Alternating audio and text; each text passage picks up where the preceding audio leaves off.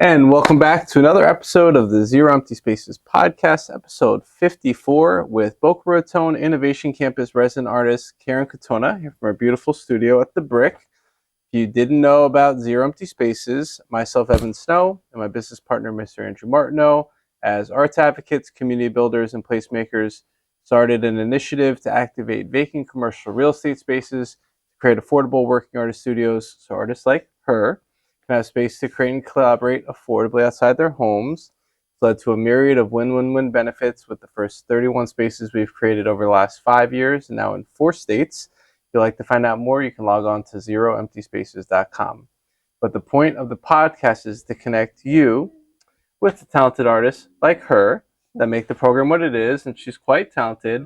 So without much further ado, why don't you tell us a little bit about yourself at a high level and kind of how you got started in the arts? Okay, I've been taking drawing lessons since I was maybe 4 or 5. I won a contest when I was I think in first grade or something. And then my parents signed me up for art lessons. And where we lived in Garden City, Long Island, there was an artist, Mrs. Redmond, that everybody took from. And she was a portrait artist that was excellent. So I took for about 8 or 9 years with her. And then I continued at Adelphi and I got a minor in fine art, major in biology. And I actually went to a graduate program in biochemistry, did not like that. Then I decided to go to law school, got a JD, practiced law for maybe 8 or 9 years. And then I decided no, I don't want to do that. So, and at that point we had gotten our daughter Larissa, we actually adopted her from Russia. And so I became a stay-at-home mom and was taking care of her for a while. And then I painted on and off at home, but I never really could do it at home because nobody liked the smell of the turpentine and it just made such a mess.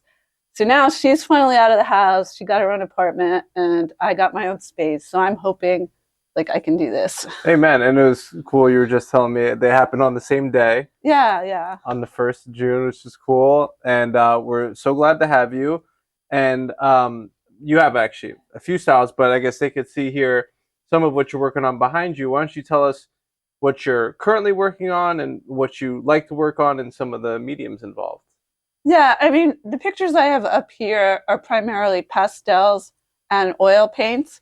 I do want to get back to oil paints, but I haven't done it in 9 years. So when I dug out my oil paint box, they were dried up. So I'm in the process of ordering new ones. But anyway, this is a pastel painting. This is my great niece, Zoe. My niece, Amy's daughter. She's the first granddaughter, great grandchild in the family. So I just thought it would be nice to do her. Oh, that's beautiful. I don't believe we've actually had a pastel artist on the podcast before. Could you tell us what pastels are? Yeah, they're like charcoal, but they're colorful charcoal. So you actually draw with them. But these are pastels. You can see them. Yeah. I don't know. Yeah. From the Rembrandt collection. Yeah. Very nice. Why do you like working with pastels?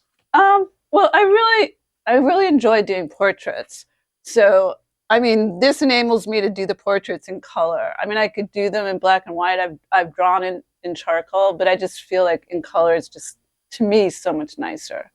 It is. And also, I think you can reach a level of accuracy that you might not be able to with traditional acrylic or maybe with oil paint with enough practice. Yeah, the oil paint, I feel I really love that. I just feel it's just freer with the oil paint. Yeah. But this is nice too. I like this. This is a lot faster. I can do a pastel maybe in 5 or 6 hours. Oh wow. Whereas the oils, they take you need 5 or 6 days to dry. Yeah, right. At least, yeah. And the smell and everything else. Yeah, the fact that they don't dry is a good thing because then you can go over it. That's what I like about the oils as opposed to acrylics. You want it so it doesn't dry, so you can go over it and perfect it. Right. So a first grandchild in the family, your great grandchild. Who else do we have here that they can see? This is my daughter. I don't remember who this was. This is just a painting. My husband loves this painting, so that's why we have it. Most of my paintings are actually hanging in other people's houses. That's why I don't have like a whole lot of them here. Okay. But the wave was my grandmother. She gave it back to me, so that's why I have that one, because she's no longer alive. That's my dog, and this was my art teacher's daughter. Oh, very nice. Well, we're gonna hopefully help you get some more paintings out there. What are you open for, available to? Are you open for more commissions? Yeah, I mean, I can definitely do portraits if people are interested in their, children, grandchildren, great-grandchildren. I love doing children. I can do adults too. I mean, I have done my daughter when she was older. I do have some pictures of that.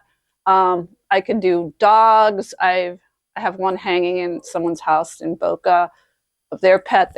They've since dog died, and they have another dog, so they want the new dog done. I can do cats. I mean, that's easier. Usually people are harder because they have more of an expression. I mean, obviously a dog has an expression too, but not as great as a person. So like to get the true spirit, I think it's a little more difficult than like a dog or something. Okay. I agree. And hopefully you'll be open to doing cats as well. Yeah, no, I can do cat. My daughter has 2 cats, so she wants me to do her cat, yes. I recently became a cat person, and I might inquire about that. Yeah, no, I definitely can do cats. She had me over yesterday for a photo session of her cat, so. Okay. So I take the pictures and then I can draw them. That is a real thing. Yeah. So you do create them based off of photos. Mm-hmm. What do you want? Like, what's important for you as an artist and creative for your clients? What do you want them to know, to see, to take away from engaging with your work if they do opt to commission you for painting? I feel like my work should speak to you. So I just feel like a lot of these pictures, I feel like you can look at them and they kind of speak to you. Or if you looked at them, maybe you could feel that they could talk to you, kind of, and you could get engaged in what the person's inner soul was like. And that's what I hope people will take out of it. I mean, it's not just the painting. I'm hopefully making something that's like a cherished memory for you. I mean, it's not just a photograph. It's something that you can cherish for years to come and pass down to your children. Yeah, and these are great expressions. And I commented to you, this looks exactly like my sister when she was a baby. Wow. And it's really interesting that you invoked a memory within me that was buried, obviously, 35 years ago, whenever it was. Right. So that was really cool. And I just got back from some time in Europe, and it's interesting that they love and lament and cherish these portraits. Right. Yeah, I mean, a lot of people do. I mean, not so much in the United States, but yeah, it's big. And obviously, back in the ancient times, they were commissioning some of these famed art. And it was interesting, I would go into these churches and museums and old historic places in Spain and Portugal where I was, and just find rows and rows of portraits of people I had no idea, but they were obviously important enough that they not only commissioned them to do the portrait, but the portrait, some of them are 500, 600 yeah, years no, old. I love going and looking at them. Yeah. And when we were in Russia, we went to their national gallery and we went through, and it's all these portraits that you've never seen because they're artists that are just not heard of because they're from Russia. And I mean, I actually have a book that I brought back because our tour person went and bought it for me, but it's in Russian. So I don't know the names or anything, but it was interesting to see just the volume of portraits that they had there that we just don't know about. Just and that happens, of course, in different cultures. They have different, we have these portraits of presidents and all these random people. And, but it's really interesting though, how the Europeans treasure their art, and art was a big part of culture and the history, and has served as inspiration for new generations of artists. Aside from, was it Miss Redmond was the teacher? Yeah. Aside from her, who were some of your inspirations as an artist, or artists that you admired? Well, I just went to the Book Museum today to see a movie on John Singer Sargent. I love his paintings. Oh, wow. Yeah, so they had a 90-minute film, and it was beautiful. I mean, I like the Impressionists, Monet, I mean, Degas, of course I like those, but Caravaggio, Rembrandt, Veneer, I mean, there's a lot that I can mention. So, I'm glad that you went and saw, and as serendipitous timing that you went today to see it. Yeah, no, I really wanted to see it. I love John Singer Sargent, so. That's great, because we always want to keep giving new inspiration because artworks Mm-hmm. generally evolve over time, and you pick up one thing here, leave something else there, Mm-hmm. and then I'm sure your work when you were 4 or 5 years old has evolved quite a bit to the Right. work that you're Obviously, creating yeah. now. Um, if they want to see more of your work, where can they find you on the internet? Right. I do have a LinkedIn page under Karen Katonah, and you can go to my website, which is www.katonah at myportfolio.com. And how do we spell Katonah? Katonah. And the H is Silent. I learned that. Um, One question that we always like to ask on the podcast is, what do you like about having a studio to create in outside of your home? Oh, this is like wonderful. I mean, this is like a luxury. My family did not like turpentine. Personally, I like the smell of turpentine, but they like hated it. So they relegated me to painting outside, which in Florida, it's like 90 degrees. You do not want to paint outside. Plus, like the pastels kind of got on the white tile, so that wasn't so great either. Ooh. So they did not want me doing anything in the house. So, and it was like really hard for me to do it in the heat. Like I'd have to wake up early, and I was like, this is ridiculous. So yeah, now that Larissa's finally done with college and like we have a little extra money, I finally have this luxury that I can have my own studio. So I'm like very happy. Okay, well, we're really happy for you. Glad to support. Glad to have you in the space. If you aren't familiar, this is the Boca Raton Innovation Campus, the former IBM headquarters, just west of 95 off Yamato and Spanish River. It's the largest office building in the state, and we're really glad to be here and glad that the BRIC, Boca Raton Innovation Campus acronym, has embraced the arts so much as part of their transformation that because it's the largest office building in the state, there's miles of hallway, Yes, including the Guinness Book World Record longest hallway in the Western Hemisphere. And we're just glad to help support the embracement of the arts that now there's art in almost every hallway. Outside of our space here, if you'd like to come visit, there's some Dorothy Gillespie pieces, which yeah, are, no, it's a wonderful building. Yeah, hundreds of thousands, yeah, priceless. yeah. Um, and we are going to be rolling out some more workshops and classes for artists that we're going to potentially hold in this location and in our other our other Palm Beach location in Palm Beach Gardens, in partnership with arts marketing mindset coach Sergio Gomez of Art Next Level, which we're really excited for. So stay tuned there. This location, because it's in an office building, we normally have open studios on the first Thursday of every month, but because we're in the summer and a lot of people are traveling, we're actually going to postpone. So the next open studio will be in September. So we'll update the event page and on Eventbrite and Facebook, so you can see that, share with your friends. But we have I believe 19 working artist studios here. Super interesting that as we've been doing this program, no two artists have the same style, even though you're painting portraits, he's painting portraits, she's painting portraits. No two artists have the same exact style, which is super interesting. And some of our artists here, you're just super proud. I have reached some really great levels of success. Patricia Lappin's showing, exhibiting all over the world.